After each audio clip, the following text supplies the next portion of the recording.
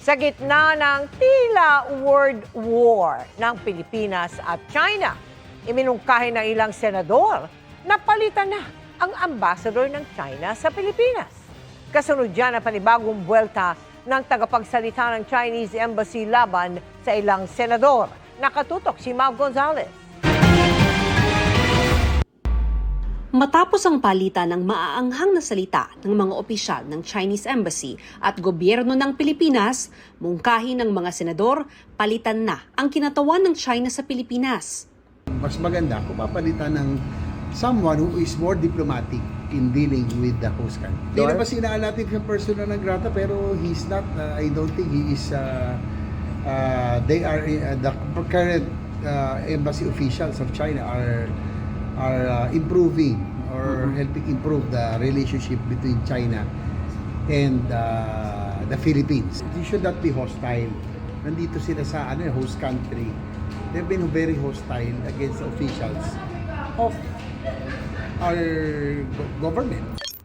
Bago nito, naglabas ang mga senador ng resolusyong kumukondena sa mga sinabi ng Embahada ng China laban sa mga opisyal ng Pilipinas na nagtatanggol sa karapatan ng Pilipinas sa West Philippine Sea. Sabi ni Senador Raffy Tulfo, hindi naman binabantaan ng Senado ang Chinese Embassy, kaya hindi niya anya naiintindihan kung bakit agresibo sila. O baka katang-isip lang nila. The resolution is no way a threat to any members of the Chinese Embassy. Silang aggressor dito. And yet, nakuha pa nilang maging sensitive. Come on. We're just expressing voice, the sentiments of the fisher folks na matagalang naharas, nabubuli. Totoo naman yung mga pinanggagawa nila. Kasama na yung mga Philippine Coast Guard na kanilang hinaharas, kinakanon, water cannon. Hindi ba harassment yan? Hindi pa pambubuli yan? Sabi ni Tulfo, dapat mag-usap ngayon ambassador to ambassador para maayos ang gusot sa pagitan ng dalawang bansa.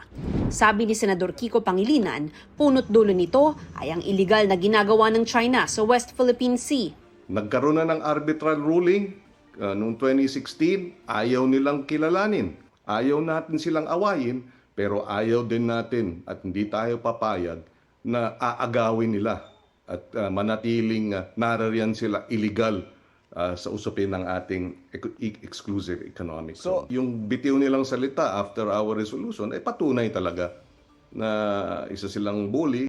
Bagaman hindi pumirma sa resolusyon ng Senado kontra sa mga pahayag ng Chinese Embassy, sabi ni Senador Robin Padilla na dapat maging diplomatiko. Dapat sumunod tayo kung ano yung sinasabi ng Pangulo. Firm daw, pero diplomatic, hindi bastos. Kung ano man ang gawin ng Senado, amin yun. Kasi hindi namin sinasama ang executive doon, hindi namin sinasama ang judiciary doon. Desisyon lang ng Senado yun. Kaya kung ano man yung posisyon namin, walang sino man ang pwede magsabi na mali yun. Desisyon yun ng mga senador. Pero ako, personal ako, hindi ako kasama doon sa resolusyon na yun. Kasi nga, ang gusto ko, tanggalin yung sinasabi na sinusuportahan si Tariela. Ang mungkahi ng mga senador nagmula sa bagong banat ni Chinese Embassy spokesperson Ji Lingping kay Senate President Tito Soto. Sabi ni Ji sa isang pahayag, kung tingin sa kanila ay bastos, ano na lang aniya ang mga senador na nagsabi sa kanila sa plenaryo na umalis na. Sinasabihan aniya silang hindi marunong rumespeto, gayong may mga senador na tumawag sa China bilang bully at sinabihan ang Chinese Embassy na bad guest at troll farm. Hindi anila sila mape-pressure sa mga pahayag o resolusyon at sasalagin ng anumang kasinungalingang sabihin laban sa kanila. Sagot ni Senate President Tito Soto sa huling tirada ng Chinese Embassy, nakakainis pag kinakantika at hindi ka kumikibo. Mas gusto raw niyang manginis na lang. Para sa GMA Integrated News, Mav Gonzalez, nakatutok, 24 oras. Mga kapuso, idinulog ng isang concerned citizen sa aming tanggapan ang nagpapatuloy na relasyon ng isang 13 anyos na dalagita sa nakabuntis sa kanyang 25 anyos na lalaki. Hinahayaan lang kasi umano ito ng mga magulang ng teenager. Pinaaksyonan yan sa inyong Kapuso Action Man. Nakababahalang sumbong ang nakarating sa inyong Kapuso Action Man. Sumbong ng concerned citizen mula Tondo, Maynila, isang 13 anyos ang nabuntis umano ng nobyong edad 25 sa kanilang lugar. Pero wala raw ginagawang aksyon ang mga magulang ng menor de edad.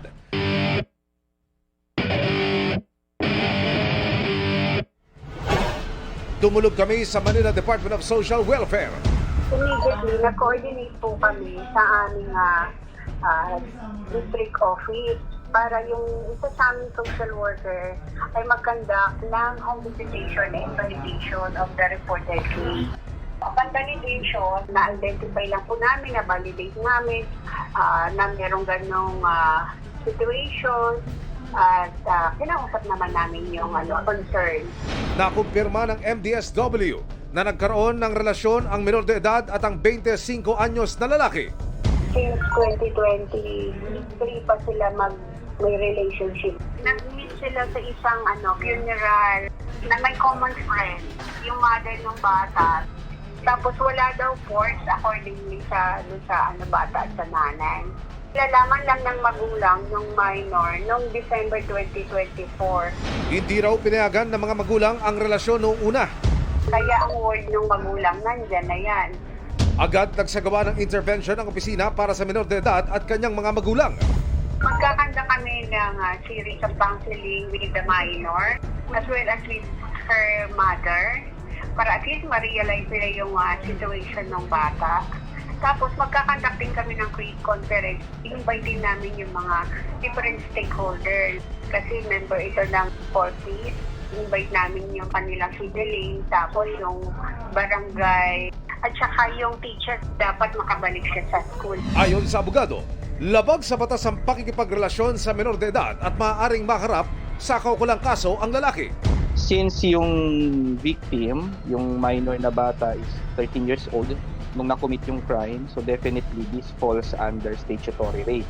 Kung sakaling ayaw magsampa ng bata o ng kanyang sariling mga magulang, pwede magsampa ng kaso ang ibang tao. So especially kung halimbawa mga police, mga social worker, kasi ang statutory rape is not considered as a private crime. Kasi 14 years old na siya eh. Kaya nga yun yung aming intervention. Ma-educate yung bata at yung magulang nila, maunawaan nila na hindi normal yung nangyari. Sinusubukan naming kunin ang panig ng lalaki pero wala pa siyang tugon sa amin. Tututukan namin ang sumbong na ito. Para po sa inyong mga sumbong, pwedeng mag-message sa Kapuso Action Man Facebook page o magtungo sa GMA Action Center sa GMA Network Drive, Corner Samar Avenue, Diliman, Quezon City. Dahil sa anumang reklamo, pang-aabuso o katiwalian, tiyak, may katapat na aksyon sa inyong Kapuso Action Man.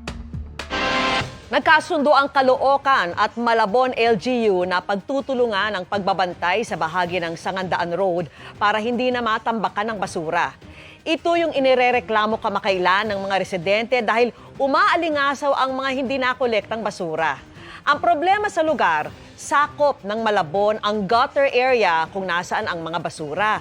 Pero sa dami, umabot ito sa kalsada na sakop naman ng Caloocan.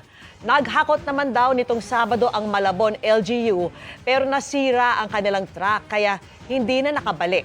Sabi ng Caloocan LGU, tutulong na sila sa paghakot para hindi na maipon doon ang mga basura. Sa ngayon, malinis na ang lugar at wala na ring abalang basura sa daloy ng trapiko. Muntik malagay sa panganib ang isang rider nang sumabit siya sa isa pang sasakyan matapos mag-counterflow. Hindi siya inilagan ng sinalubong niyang SUV kaya nagitgit at halos maipit sa pagitan nito at ng katabing truck. Ang aksyon ng LTO sa pagtutok ni Joseph Moro. Naputol ang pagsasound trip ng motoristang ito nang biglang may magkasabitan sa kanyang likuran. Isang motorsiklo na nasa gitna ng kalye naipit sa pagitan ng truck ng gasolina sa kanan at kasalubong na SUV. Sabit nasa likod. Ang kaso, idiniretso pa ng SUV ang pag-abante. Sabit siya nasa likod. Ang videong ito naka 1 million views na sa social media. Hindi rin ito nakatakas sa mata ng Land Transportation Office o LTO.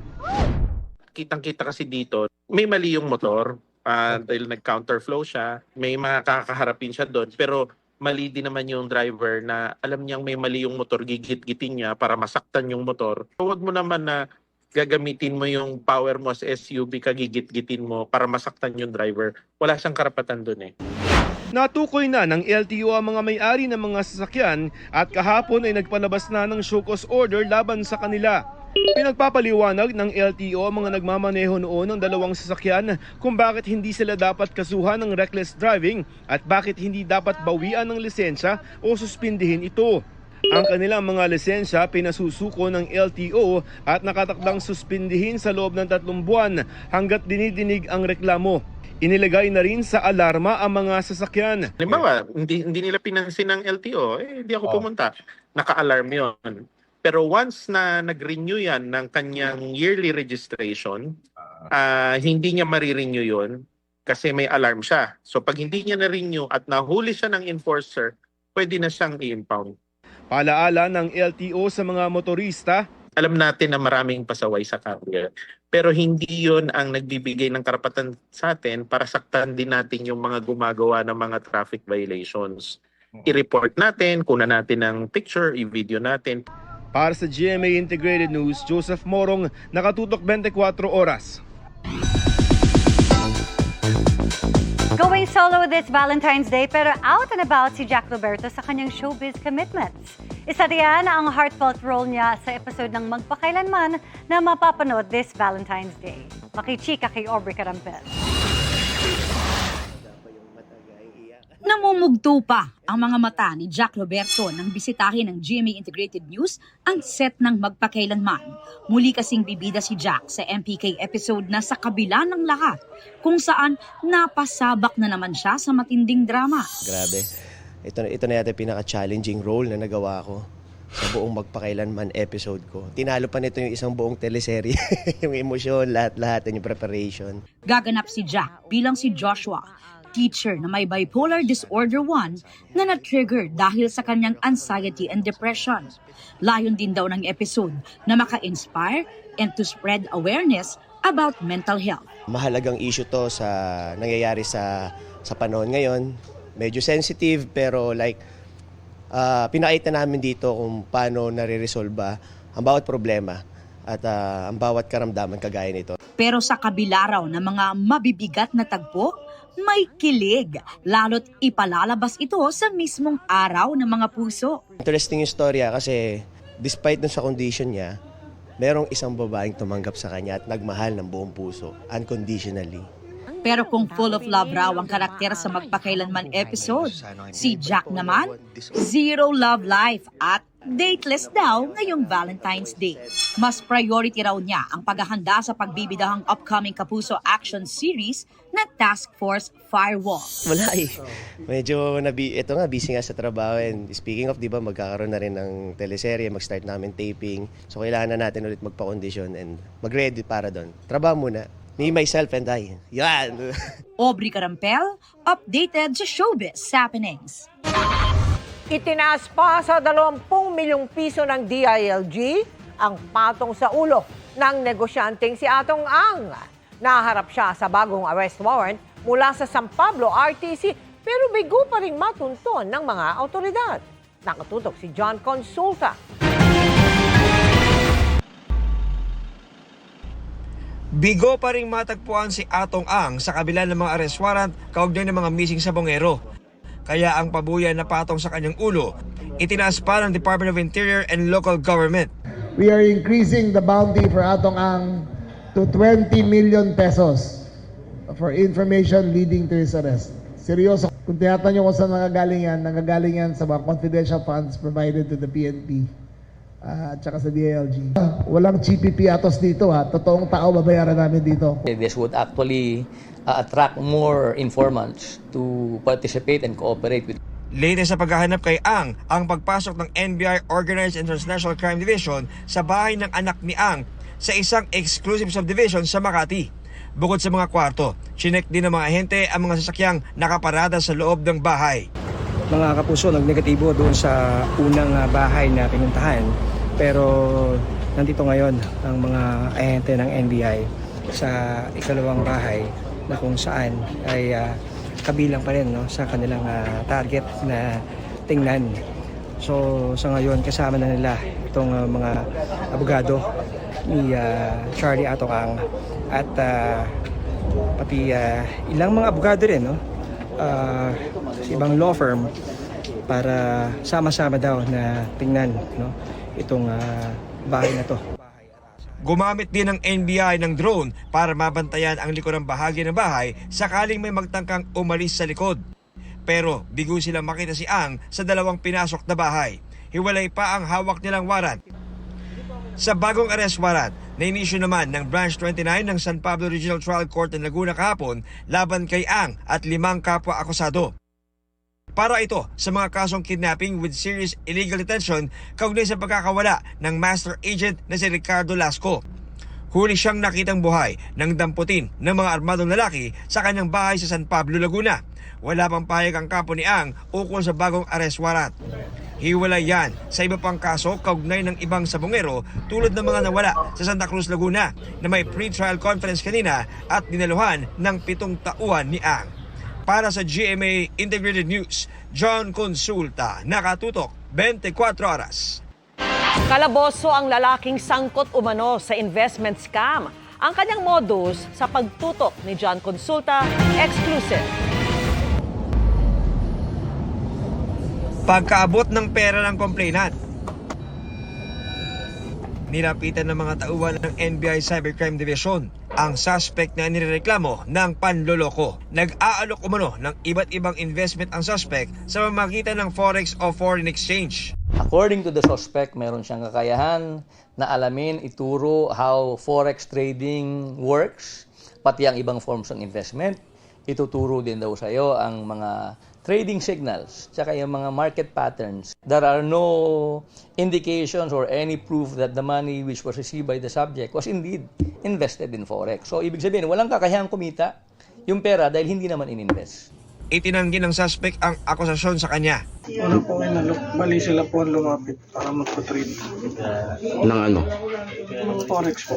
Naharap sa reklamong estafa at paglabag sa Cybercrime Prevention Act. Paalala ng NBI sa mga inaalok na mag-invest. Hindi masama na maghanap ng ibang pamamaraan o maraming pamamaraan para kumita ng pera dahil mahirap ang buhay natin ngayon. Pero dahil pinaghirapan natin ang lahat ng salapi natin, kinakailangan pag-ingatan natin. Kung hindi natin naiintindihan kung paano papasukin ang isang negosyo o isang investment, mag-research muna tayo.